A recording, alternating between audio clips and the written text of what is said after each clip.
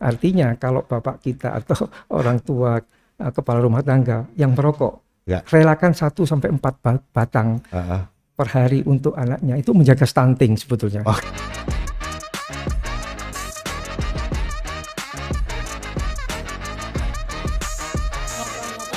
Ujuk-ujuk.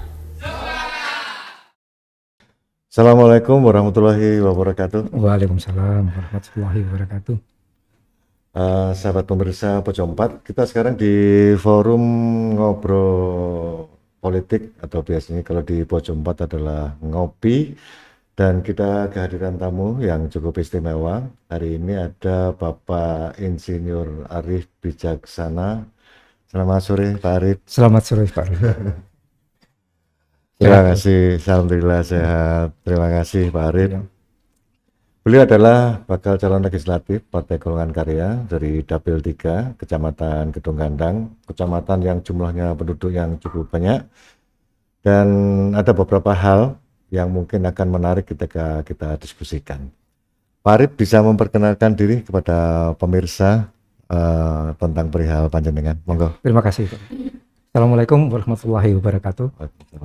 Nama saya Arif Bijaksana. Lahir di Sumeneb, Madura 65 tahun yang lalu, dan sekolah SD, SMP di Madura, SMA 4, dan fakultas di peternakan di Brawijaya, dan mempunyai 4 orang anak dan cucunya ada 7. Alhamdulillah. Alhamdulillah. Baik Pak Arif, terkait dengan persiapan kita Ya. pemilu legislatif nanti tahun 2024 bulan Februari tanggal 14. Ya. Kira-kira apa Pak yang melatar belakangi Pak Arif tertarik di dunia politik, salah satunya sebagai legislator? Ya. Terima kasih. Di usia saya yang senja ini, saya ingin menyumbangkan tenaga dan pikiran saya untuk mewujudkan masyarakat Gedung Gandang khususnya, dan masyarakat Kota Malang pada umumnya, yang sehat, maju, sejahtera, dan berkeadilan. Amin. Itu tujuan saya. Kemudian bagaimana cara mengaplikasinya? Pertama, saya akan mencoba untuk meningkatkan gizi masyarakat. Kemudian yang kedua, memberdayakan potensi warga dan juga memaksimalkan potensi individu. Yang ketiga, yang terakhir, mencoba untuk mewujudkan, memfasilitasi ekonomi kerakyatan supaya lebih baik dan maju. Luar biasa motivasinya. Tinggal gini, masyarakat ini belum tahu ini. Apa sebetulnya latar belakang Pak Arif untuk mengimplementasikan itu semua? Jadi gini, saya melihat mulai kalau kita simak data BPS tahun 2022, penduduk Kota Malang itu berkisar antara 846.000 jiwa, di mana 208.000 itu berada di Gedung Gandang, Kecamatan Gedung Gandang. Luar biasa dan paling banyak penduduknya. Dari 846.000 jiwa itu, di situ ada 453.000 jiwa yang usia produktif, yang antara umur 20 sampai 35 tahun. Di situ ada 7,66%. Artinya setara dengan 35.000 itu masih dalam posisi pengangguran dan jobless gitu ya. Sehingga kenapa ini terjadi? Menurut Kadisnaker, ini ketidakseimbangan ini karena antara kebutuhan tenaga kerja dan pencari tenaga kerja itu tidak seimbang. Belum seimbang. Dengan besarnya jumlah penduduk, Pak. Kalau orang Malang dulu bilang, kalau kita sudah bicara tentang Malang Timur, itu ya Gedung Gandang itu ya. Ini daerah terbelakang, Pak. Betul. Mungkin ada solusi-solusi dengan latar belakang Bapak sarjana peternakan, Pak ya. Jadi insinyur peternakan. Kira-kira apa, Pak, yang bisa digali dari masyarakat sana? Baik. Kalau melihat dari map Kecamatan Kedung Gandang, itu terjadi ketidaktimbangan dalam ekonomi kerakyatan. Di situ kami ingin sekali menaikkan nilai gizi masyarakat dengan cara pertama memang kami ingin sekali memberdayakan dan memfasilitasi untuk meningkatkan potensi individu dengan kita bekerjasama dengan lembaga-lembaga yang lembaga tenaga kerja yang bisa meningkatkan keterampilan masing-masing individu. Dan sebagaimana kita ketahui Pak, dengan latar belakang panjenengan cukup lama di dunia peternakan, mungkin kalau saya lihat di kurikulum vitae-nya bisa 25 sampai 30 tahun. Dengan pengalaman-pengalaman itu, mungkin dengan lewat legislatif ya nantinya. Kira-kira masyarakat mungkin kan kalau kita bisa lihat klasifikasi masyarakat, ada kelompok menengah, ada kelompok atas, dan kelompok menengah ke bawah. Nah, dengan kita lihat kondisi Kedung Gandang nantinya Pak, di Dapil 3, kira-kira apa yang bisa diperbuat? Misalkan masyarakat ini sehari-harinya mungkin kan bisa di rumah, di belakang rumah ada ternak ayam, di belakang rumah ada lahan kosong, mau diapain Pak kira-kira? Mungkin dengan pengalaman panjenengan.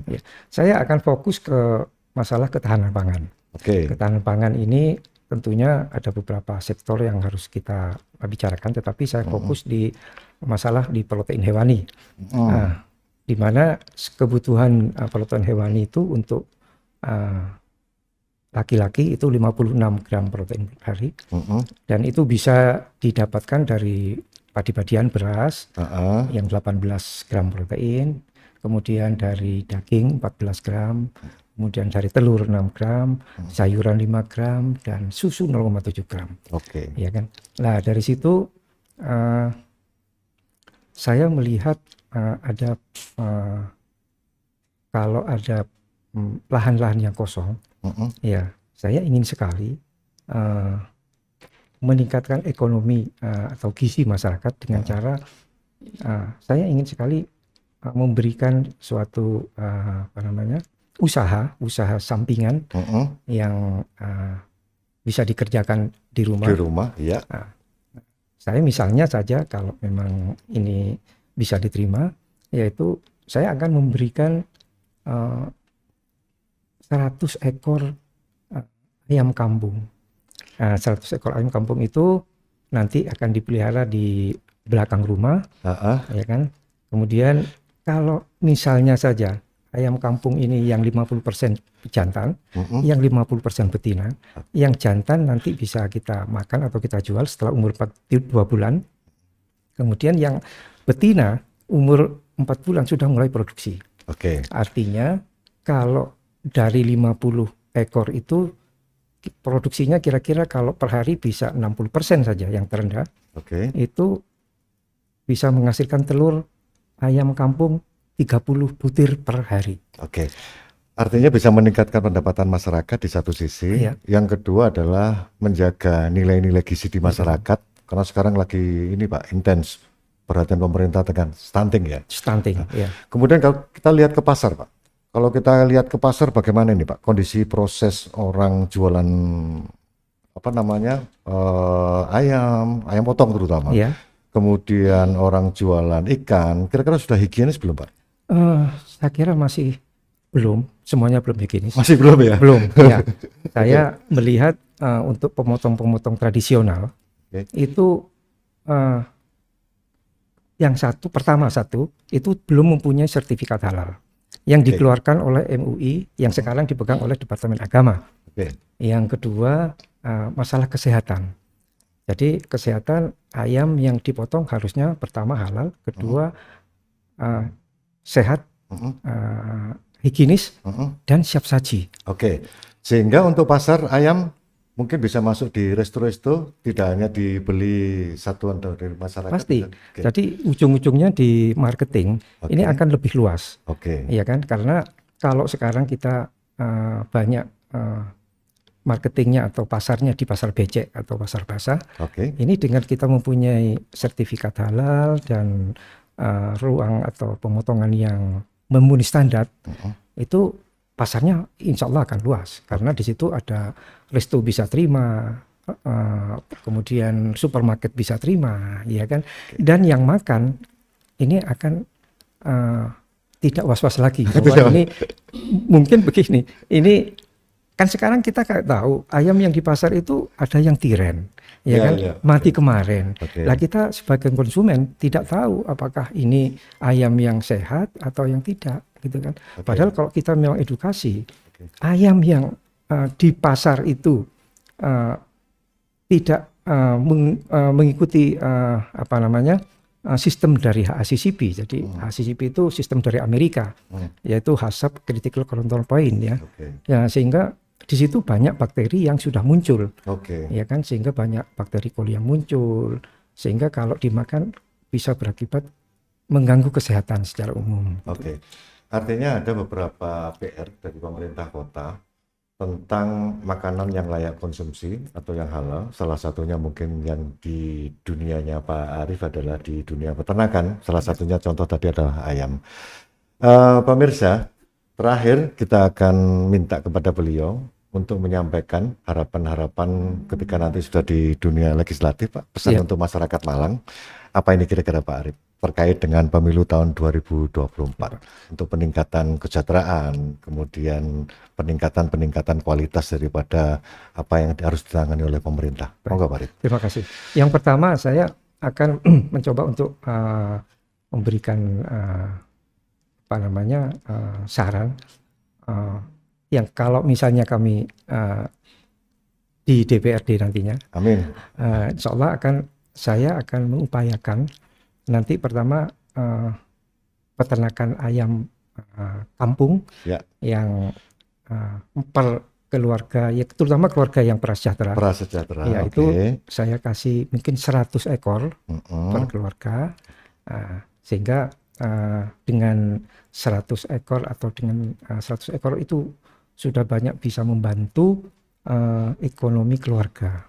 Ya kan, kalau kita simulasikan dengan kita aja beli rokok sekarang 30.000 paling tidak, ya kan, sampai 35 itu per batang. Kalau kita hitung isi 16 itu 2.000 lebih.